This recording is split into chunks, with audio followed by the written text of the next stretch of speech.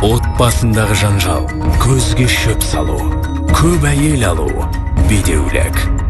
Сізге бұл туралы айту қиын, себебі ұят. Еліміздегі ең шыншыл жобада. Біздің студияда танымал ханымдар алғаш рет жүрек түбінде сақтаған сырын, ашылмаған құпиясын бүкпесіз ақтарады. Я делала ЭКО. Өтірік айтпай-ақ қояйын, таяқ жедім. Ребят, я видела трупы детей. Атақты да ауқатты қыз-келіншектер тек біздің бағдарламада өз шындығын жайып салады. Сіздер қателік пен өкінішке ұрынбас үшін өз тағдыр жолы жайында сыр шертеді. После того, как вот у меня случился уже третий выкидыш, после того, как он в очередной раз поднял мне руку, и я поняла, что за меня просто некому вступить. Как бы его любила даже, наверное. Тоқалы бар ма? Иә, тоқалы бар. Табандылық пен табысқа жеткен жандарға тағдырынан сыр шерту ұят емес. Бір-бірімізбен ашық болайық, өмірімізге ғашық болайық. Осылай өмір сүрген ұят емес.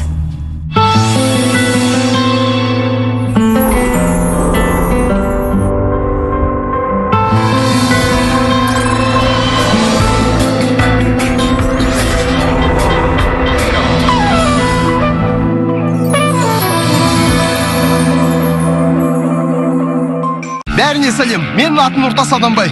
Мені жақында ұрлап әкетіп, осы ауылға алып келді.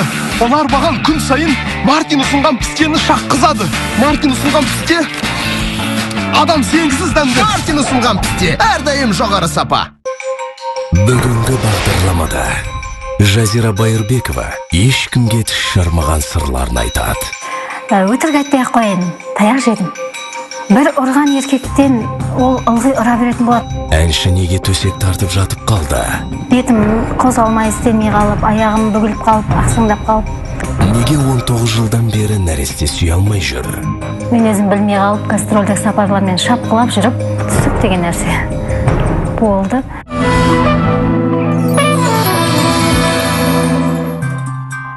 Ол ерте тұрмысқа шыққан. Әнші болам деген арманын бесік тербетіп, келін болуға айырбастады. Жаным арымның садағасы деп ешкімге мұңын шақпаған. Бұл туралы айту оған оңай емес.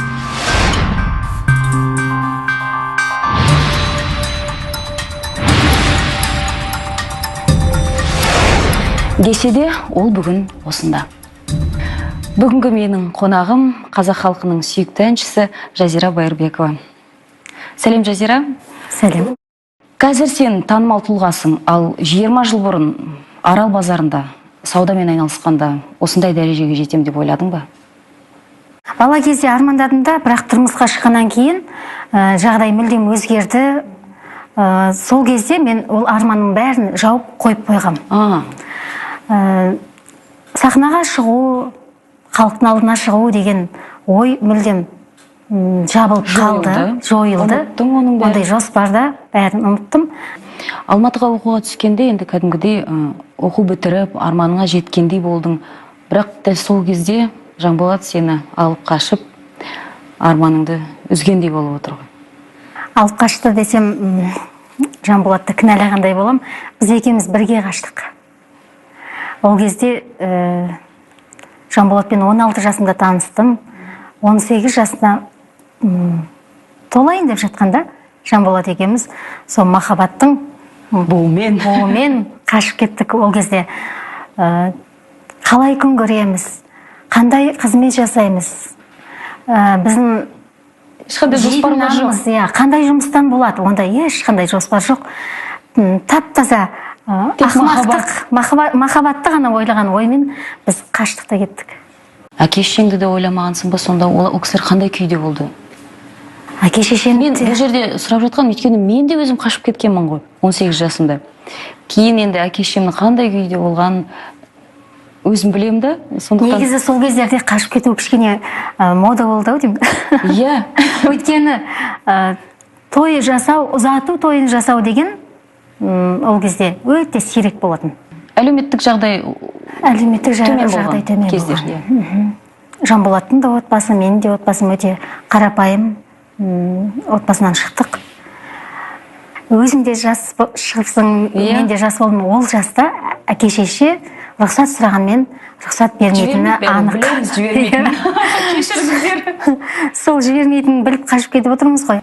Әке шешем кейіннен білді, әкемнің түнде ешкімге көрсетпей оңашада барып дауыстап жылағанын менің әпкем өмірінде бірінші рет сол кезде көрді. Мен кейде ойлаймын да, мысалы, жарайды, біз қыз бала болғасын, бәлкім ақымақтық жасадық па, дегенмен біздің ер азаматтарымыз сонда да әке шешеміздің алдынан өту керек пе екен деген кейде бір ойлаймын да, енді өзімде қыздар тәрбиелеп жатырмын. Мен осы Алматыда тұратын нағашы әжеме кіріп, ақ батасын алып кеттім. Бірақ әжеме айттым, әже, мен ұзақ жолға кетіп бара жатырмын. Гастрольдік сапармен деп алдым. Осы жолда маған үлкен батаңызды беріңізші. Мен үшін бұл өте маңызды жол, маңызды сапар. Бүкіл өміріме байланысты, өмірім қалай болатыны осы сапарда білінеді деп, мен 90-дағы әжеме барып бата алып кеткен. Жанболат сол кезде сыртта тұрды. Кіруге бата алмады Жанболат. Енді әжем қуып шығады ғой, оқтауымен. Кейін туған туыстарымен кездескен кезде олар саған бір ренішін білдірді ма? Ренжіді ма, әлде назданды ма? Бірақ ауылға, Аралға менің артынан барған кезде айтты: осындай қара жігітті ауылдан таппадым бар. Ауылда толып жүрген жоқ па осындай қара жігіттер деп. Енді неше түрлі күлкілі сөздер болды ғой. Сен Аралға келген кезде Жанболаттың туған туыстары дайын болды ма? Жоқ әлде олар үшін де жаңалық болды ма? Олар үшін де жаңалық болды. Өйткені Жанболат дипломын алды да, дипломымен бірге мені қазір біздің Жако келеді деп күтіп отса, Жако қасына екінші Жазөкті ертіп алып келді. Иә, олар да дайын болған жоқ.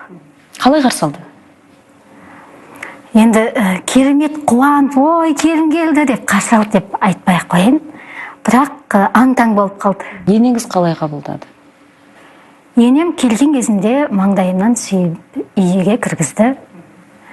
Мен енем сол кезде өте қатал ене болды да, өйткені көршілерде, сол ауылдастарда бәрі солай айтатын: ең біздің ауылдағы қатал үйге түстің, өзің кішкентай жап-жассың деп көрші әжелерімізде. Енемнің қаталдығы мені кәдімгідей өзгертті.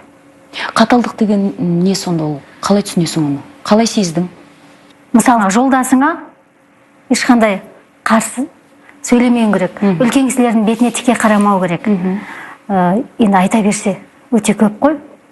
Ең басында жылап қалып, тамақ ішпей отырып қалатын ұрысқан кезде. Ол кісі ұрысатын ғой саған? Енді ұрысқан кездер болды. Дәл солай ұрысатындай себептер болды ма? Өз тарапынан қалай ойлайсың? Жоқ әлде әшейін тиіскен болды ма? Енді енелік бір... Мен қазір ойлаймын, дәл менің сол кездегі қылықтарым ұрысатындай қылықтар емес, бірақ сондай қиын заман болып кетті ғой елімізде. Ене мені ширатқысы келген сияқты. Жаңа солдаттарды қинайды ғой. Сол сияқты әдіс қолданған сияқты. Солдаттар демекші онда күн тәртібің қандай болды? Айтып берші бізге кәнекей. Сиыр сауған жоқпын. Алдамай қойын, сиыр сауым деп. Сиырды енем өзі сауды. Таңғы 6:30-7-де тұрамыз. Содан безілдеп жүреміз, шай қоямыз. Бәрі шай ішіп болғаннан кейін барып төсектерін жинаймыз. Төсек жинап болып, қайтып кеп шайды жинаймыз. Түскі асты дайындаймын. Түскі асты біткесін оны жуып дайындап, арасында уақыт болса кір жуамыз, үй жинаймыз. Сонымен түнгі сағат 12-1 болады. Соны төсекке жатамыз. Төсектерді саласың бәрін? Бәрін төсегін саламыз. Қанша адам тұрдыңдар? Дәл сол кездерде 20 шақты адам тұрдық.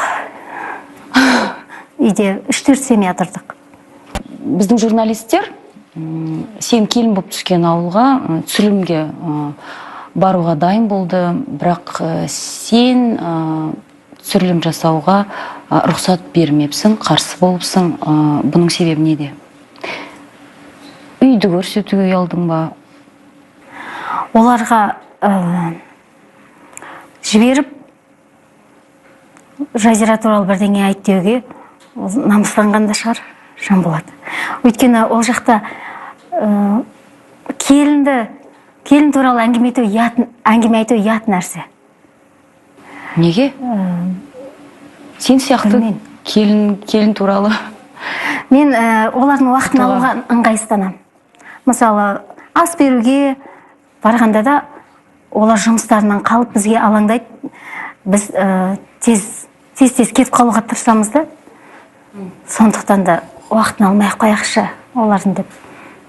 Жазира, біз сенің сол келін кезіндегі өміріңнің куәсін таптық.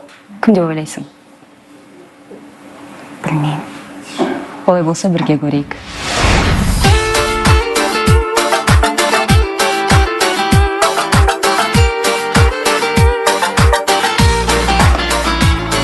Біз енді Жазирамен 1994 жылы жатақханада оқуға келген кезде, сол кезден бастап таныстық. Енді бір бөлмеде жаттық. Шынымен де бір нанды бөлісіп жедік. Бірге студенттік қызықтық шақтарды бірге өткіздік. Жанболат әрине ғашық болды Жазираға сөз салған жігіттер де аз болған жоқ. Бірақ Жазира Жанболатты таңдады ғой ақыр аяғында. Сол кезде бір сөз есімде, осы арал менің тағдырым шығар, осы жерге көндім, осы жерде тұрамын деп ол айтқан. Өзде мен бойдақпын, ол отбасылы, семьялы. Өтіп бара жатқан кезде күн деп былай өтіп баратырмын деп, ол кезде ұялы телефон да жоқ, автоматқа барып городскойға үйіне звондайтынмын. Жазира, мен пойыздан өтіп баратырмын, сені бір көрейінші. Ол да сағындым ғой, көрейік деп. Сонда жүгіріп пойызға шығып, маған бір айраны бар, бір недегі бутылкадағы, одан кейін бір тапананы бар, өзінің пісірген. Соның адамгершілігі, соны сен қарның ашып қалмасыншы деп маған алып шығатын. Әлі есімде. Отбасылық жағдайға байланысты олар Алматыға көшіп келді. Әрине көптеген жұмыстар істеді, пәтер жалдап тұрды. Қазбек кішкентай болды. Екеуі бірге сол қиыншылықтан өтті. Содан кейін олардың өздерінен естіген емеспін, олар айтпайды. Қасындағы бірге тұрған студент қыздар айтады. Көп студент қыздарға көмектеседі. Жаңағы біреуінің оқуын төлеп береді, біреуінің үйіне жатқызады, пәтер болмаса қанша барсаң да үйінде топырлаған қонақ. Көп сөйлейтін шығар, өтірік айтып отыр деп. Бірақ мен өзім көп жерлерде, көп қалаларда жұмыс істедім. Өйткені күйеумен байланысты неше түрлі адамдарды көрдім. Бірақ енді Жазирамен бірге тұрып ешқашанда ұрсып көрмепті. Ол да айтатын, сен сияқты құрбым болмапты деп. Жазира, сені Қызылордада күтемін, сені сағындым. Үйіме келіп тамақ ішіп кетсеш, қашан келесің осы? Қолың тимейді, сағындық қой сені.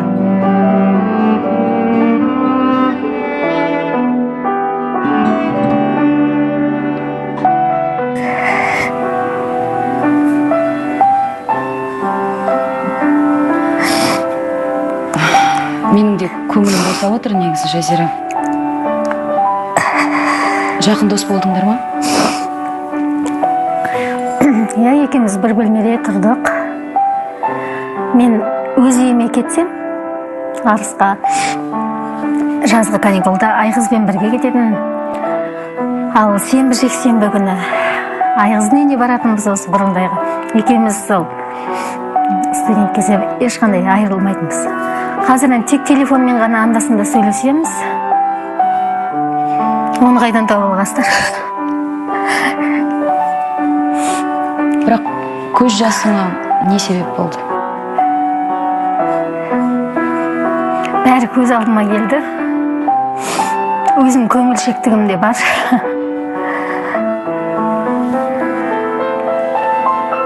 Ең қиын дегендегі сәттерің туралы айтып бере аласың ба? Күшім бітті, болды деп, кетем деп бірақ істей алмаған, білмеймін, бір енді қолыңды босатып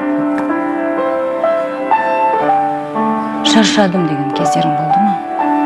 Енді 20 жыл отасқан отбасының кез келгенінде ондай арасында болады деп ойлаймын, міндетті түрде.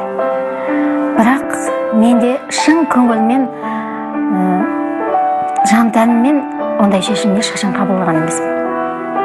Кетем, ажырасам, отбасында болмайым деген. Бірақ реніштен бер жағыммен ғана айтылған кездер болды.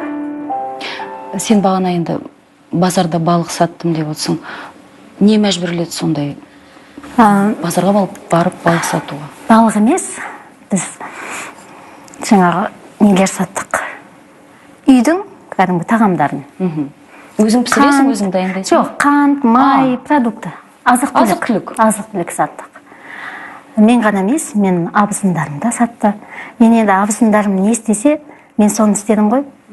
Абысындарымнан ерекшеленіп, жоқ, мен оны істемеймін деп жүрмеймін ғой. Мен қазір әлі күнге дейін барсам абысындарым арасына кіріп кетем. Ерекшеленіп, мен қонақпын деп төрге шығатын қылық жасаған емеспін. Енді Аралдан қанша уақыттан кейін оралдыңдар осында? Жалпы екеуің қалай бөлек тұрмыс құра бастадыңдар? Аралда ешқандай жұмыс жоқ. Бәріміз әйтеуір бір сауда бірдеңені жасаймыз. Бірақ менің қолымнан сол азық-түлік сату, сауда онша келмеді. Бірақ үй шаруасымен... Қанша тырыссаң да қолымнан келмеді дейсің? Иә, әйтеуір сат деген сатам, сал деген салам. Бірақ үй шаруасымен айналысып жүрдім. Бірақ үй шаруасы бәрібір саналмайды. Енді біреудің тапқан нан жеп отырғанда ыңғайсыз. Ел адамның еңбегі бағаланбайды ғой мүлдем. Қанша? Содан үлкен кісілер не айтады, сол болады ол кезде. Үлкен қайнағам, енем бәрі әңгімелесіп отыр. Жанболат пен Жазираға мал бақтырсақ қайтеді деп. Жетістікке жету үшін Жазираттағы қандай қиындық көрді? Жіберіп алмаңыздар. Барахолкада аяқ киім саттым мен.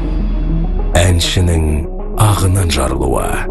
Өтірік айтпай-ақ қояйын, таяқ жедім. Бір ұрған еркектен ол ылғи ұра беретін болады.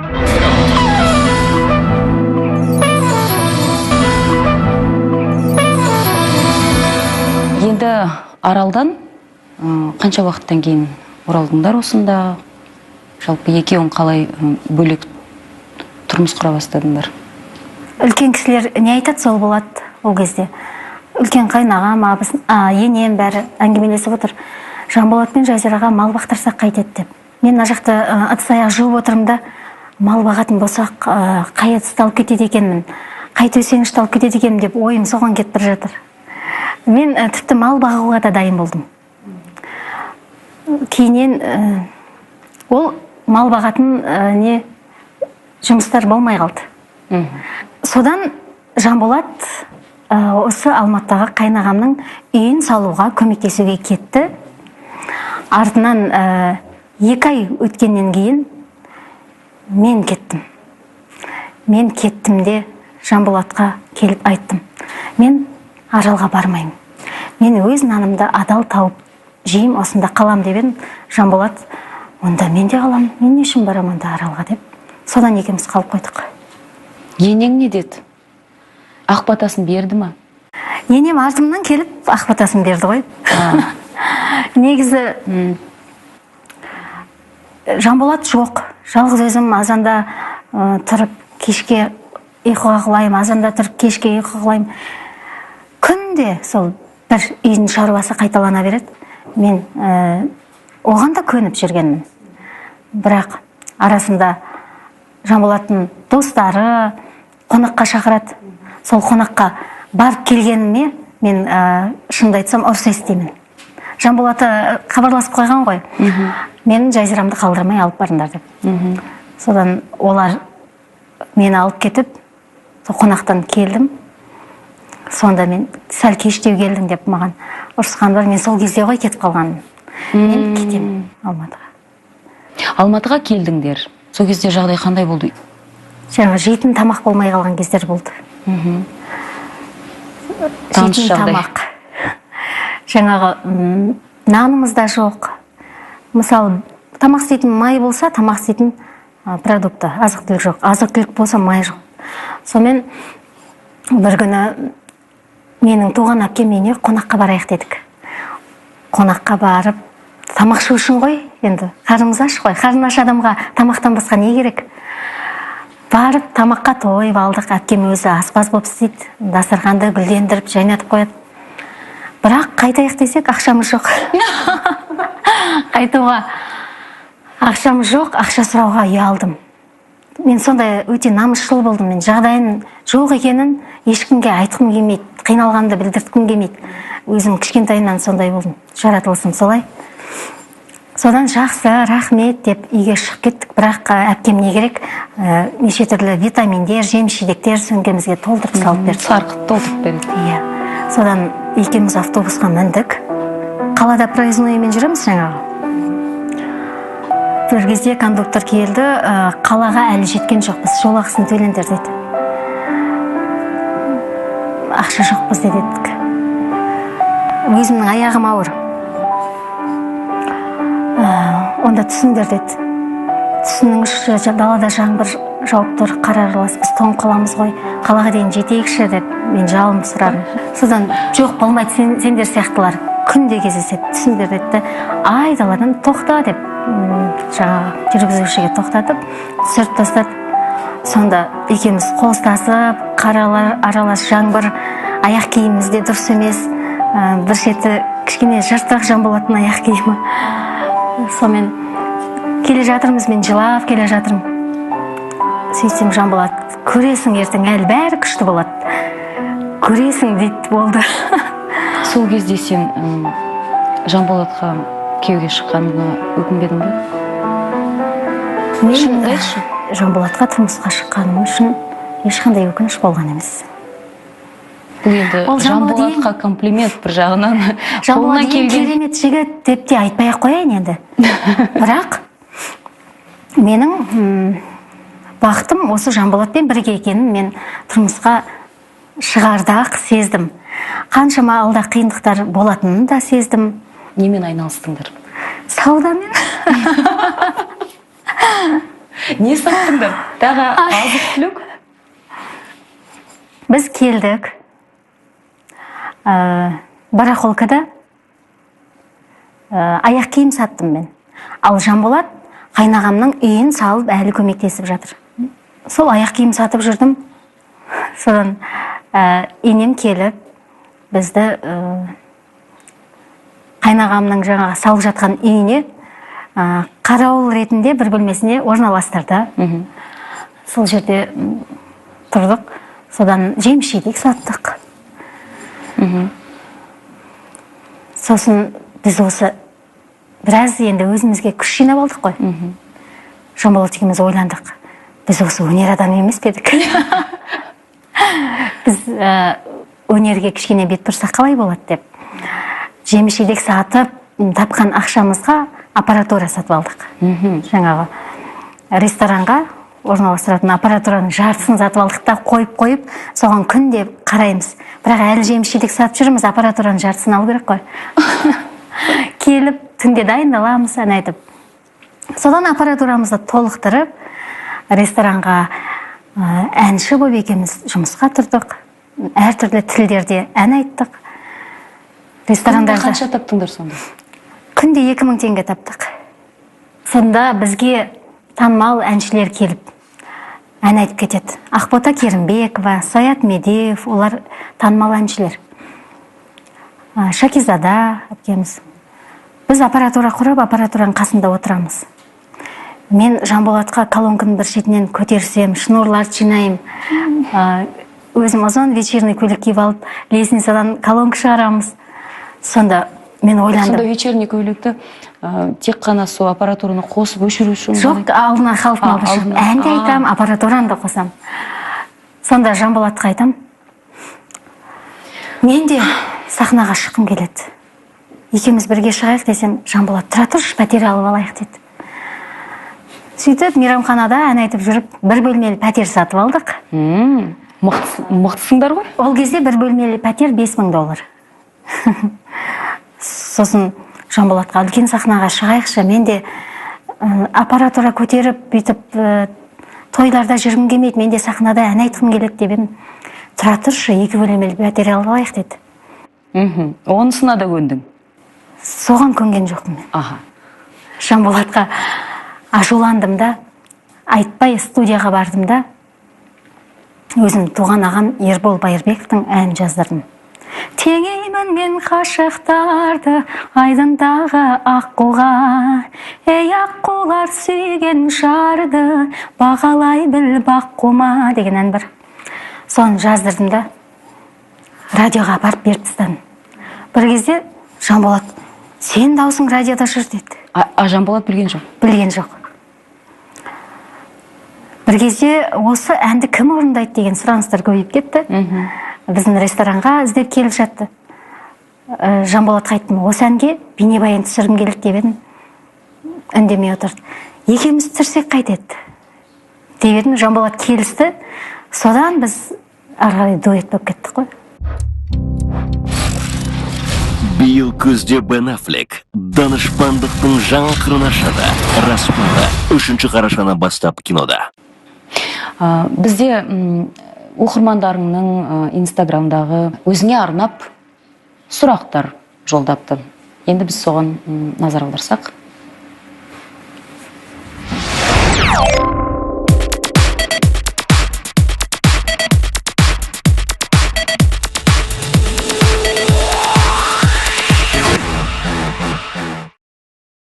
Ал керек болса.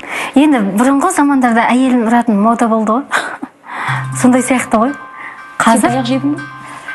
Өтірік айтпай ақ қояйын, таяқ жедім. Бірақ көп емес.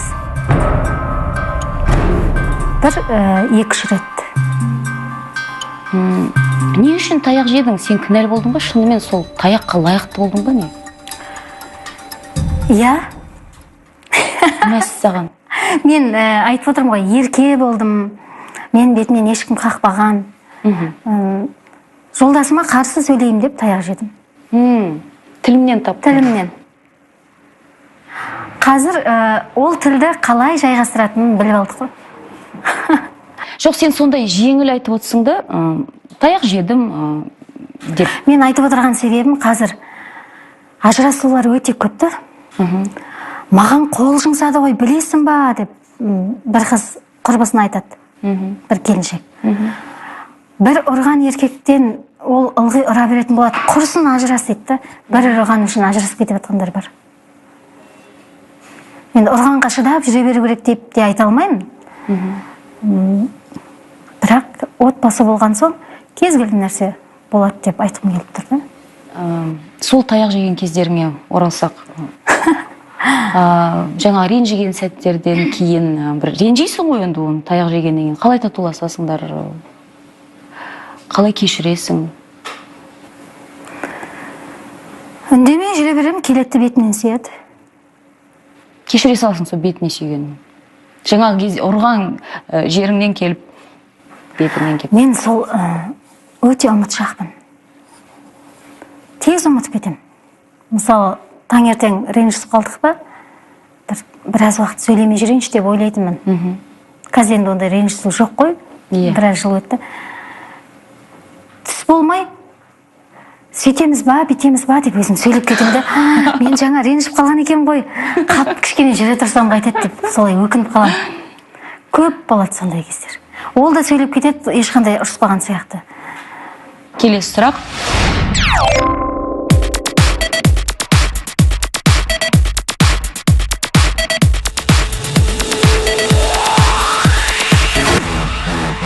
Мен өзім сенімді, 100%-ға сенімді болатын.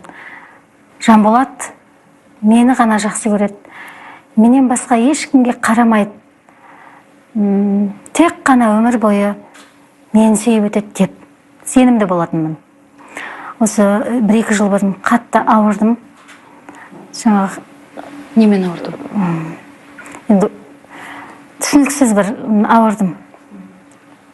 Бір бетім қозғалмай істемей қалып, аяғым бүгіліп қалып, ақсаңдап қалып, тұрамай қалып, бірінен соң бір ауруларым қаптап кетті. Сол кезде Жанболат енді қасымда қарап жүр ғой маған. 2-3 ай бойы қарап, жағдайым жасап, сонда ойландым. Жанболат ешқашан тоқал алмайды, ешқашан ешкім жақсы көрмейді деп ойлайын. Бірақ егер дәл осылай мен жатып қалатын болсам, ер адам өйтіп қарап жүре бермейді ғой, шыдамайды ғой. Басқа әйел алады екен ғой. Мен сонда тоқалға, көнеге бәрібір мәжбүр болады екен ғой деген ойлар кетті, неше түрлі төсекте жатқанымда. Сосын қазір денсаулығым жақсарды, Аллаға шүкір. Бірақ мен тәубеме келдім. Тоқал алуға мен бірақ келіскім келмейді. Алла тағала тоқал алатындай дәрежеге жеткізбесе екен деп мен тілейтін болдым.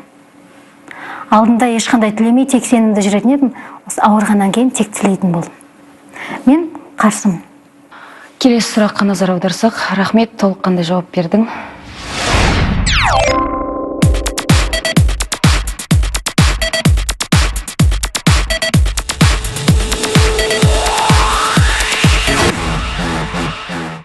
Азық түлік алуға мен 2 айда бір рет барам.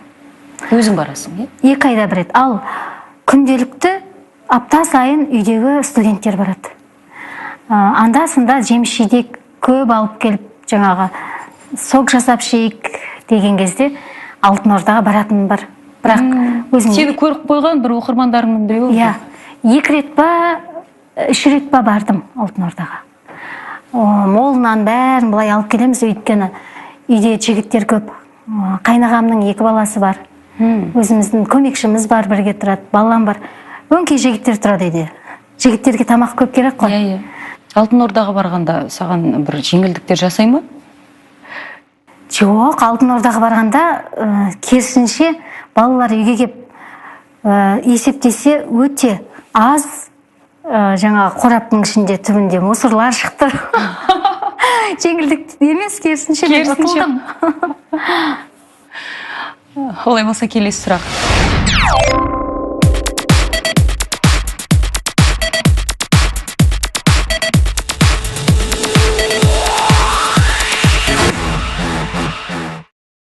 Ол асырап алсақ деген ой болды, бірақ ол қыз ба, ұл ма, ол жағын ойлаған жоқпыз, ол маңызды емес.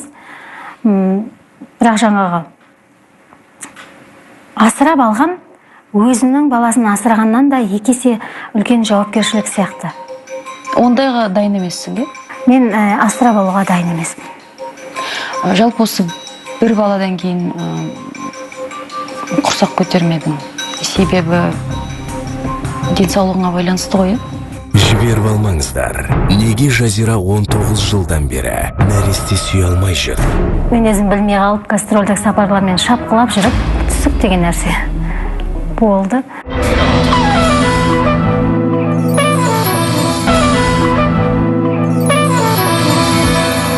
Жалпы осы бір баладан кейін құрсақ көтермедің. Себебі денсаулығыңа байланысты ғой?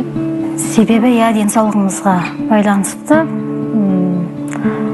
Жылдар бойы үміттеніп жүрміз.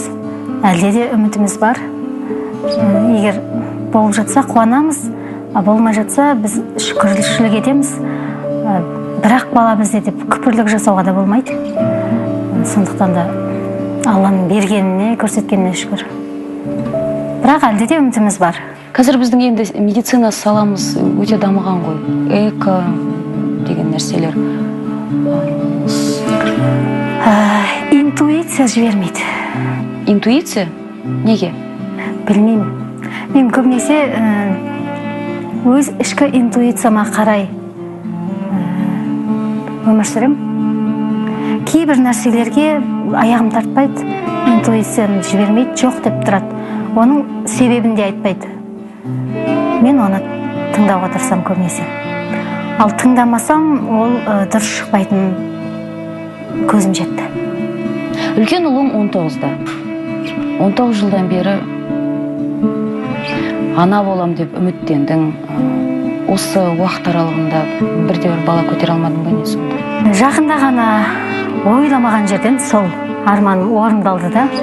Бірақ мен өзім білмей қалып, гастрольдік сапарлармен шапқылап жүріп, түсік деген нәрсе болды, бірақ мен таң қалып қалдым. Неше жылдан бері көтере алмадың? Жақында болып тұрған нәрсе ме? Жақында. Осы 2 ай бұрын. Сонда 19 жыл аралығында бірінші рет болып тұр ма? Иә. Бірінші рет көтердің. Аяқ астынан ойламаған жерден. Мүлдем ұмытып кеткен кезде, ұмытып жүрдім, жарайды, шүкір осығанда деп жүрген кезде. Болады екен де. Адамның жоспарлаған емес негізі. Алланың деген болады деген рас екен. Енді үміт пайда болды ғой сенде. Үміт пайда болды менде. Енді болашақтың еншісінде көреміз. Демек сен бір белгілерге, арнайы ырымдарға сенесің ғой. Бұны белгі ретінде қабылдап отырсың ғой. Үміт пайда болды деп отырсың ғой. Менде мүмкіндік бар екенін көргеннен кейін үміт пайда болды.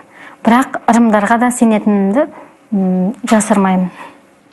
Олай болса, біздің саған тағы бір тосын сыйымыз бар. Біздің нумеролог Айсұлу сенің кім екеніңді білмей, суретіңді көрмей, тек қана туған жылың бойынша саған бір сипаттама береді қазір. Қаншалықты қай жері дұрыс, қай жері бұрыс екенін өзің кейін айта кетерсің. Және болашағыңа кішкене болжау жасады. Назар аударайық. Эта героиня у нас родилась 30 сентября. У нее интересная нумерология чем? Ну, во-первых, это 1000-й знак. Люди-тысячники, они очень амбициозны по своей натуре, и они лидеры всегда. Они сильные по характеру, и в ее 1000-м знаке, он стоит у нее в первой половине жизни, она как-то вот уже должна была заявить о себе, и, скорее всего, она человек публичный. Почему? Потому что здесь по нумерологии определенные цифры говорят о том, что она должна быть как-то, знаете, у нее знак славы. Это стопроцентная публичность, это люди, которые как-то умеют привлечь к себе внимание, что ли. Уверенность, да, присутствует, очень обаятельна должна быть. В ней даже красота есть. Помимо она еще красивая, но у нее какая-то красота, знаете, такая, она какая-то холодная, что ли, немножечко. У нее правильные черты лица должны быть по нумерологии. Она больше творческий человек, у нее таланты к творчеству. Если она не в творчестве, этот человек также мог бы добиться успехов в юриспруденции, в международных отношениях, в политике. Но у нее все, что вот связано с жизнью, она где больше всего может быть успешна, она должна быть на сцене. Это либо трибуна, политики, люди, международные отношения, послы, дипломаты, либо это артисты, потому что здесь она выходит вся жизнь на виду у людей, она больше как публичный человек на сцене должна быть. Она нравится мужчинам, у нее есть какая-то такая привлекательность, но они чуть-чуть иногда побаиваются, потому что она сперва как-то их так привлекает, а потом они понимают, что она слишком сильная, что ли возле нее должен быть сильный человек. У нее по нумерологии линия, связанная с детьми и семьей, она очень слабо выражена. Поэтому этот человек больше в карьере мог реализоваться, в публичности, на сцене, допустим, если это публичный человек на сцене, то она могла бы там быть очень успешной. У нее почему-то семья и дети, оно идет вот чуть-чуть как на втором-третьем плане, и это немного тяжело ей всегда дается. Сейчас точно не стоит беременеть, у нее желание большой беременности, но ей сейчас оно почему-то выходит минусом. То есть, по крайней мере, в ближайшие полгода ей точно нельзя беременеть. Потом уже можно, потому что рождение ребенка вполне вероятно и очень такое, знаете, прямо какое-то, которое двери потом ей откроет, которое поднимет как-то, оно идет ей ближе к 39 годам. Қалай қабылдадың біздің Айсұлуымыздың болжауын? Мен бірақ отбасын екінші орынға қояды дегенге келіспейтін шығармын. Әрине, ол сенің хақың. Ал енді бала көтеру жайлы айтып отыр. Жақын жарты жылда көтермесін деп айтып отыр. Кейін, жарты жылдан кейін көтерсін, сәтті болу мүмкін деп. Білмеймін, тыңдайын ба, тыңдамайын ба. Армансыз күнім болмайды деген бір керемет өлеңің бар. Мен ыңылдап жүріп, ода шуып жүрсем де, бір мәшіне жүргізсем де, ылғи айтып отыратын өлеңдерімнің, сүйікті өлеңдерімнің бірі. Көптен көп рахмет, өнеріңе рахмет. Бүгін келіп, ашылып, қаншалықты ұят әңгіме болса да, екеуміз үшін де бәлкім. Бірақ десе де, ашылып сөйлестік. Саған сол үшін көптен көп рахмет. Ешқашан бүйтіп ашылып сұхбат бермедім. Салтанат Қалиева өзіме ұқсайтын болған екен, мен өзіме айнаға қарап айтып отырғандай айтқан сияқтымын бүгін. Бір-бірімізге ашық болайық, өмірімізге ғашық болайық.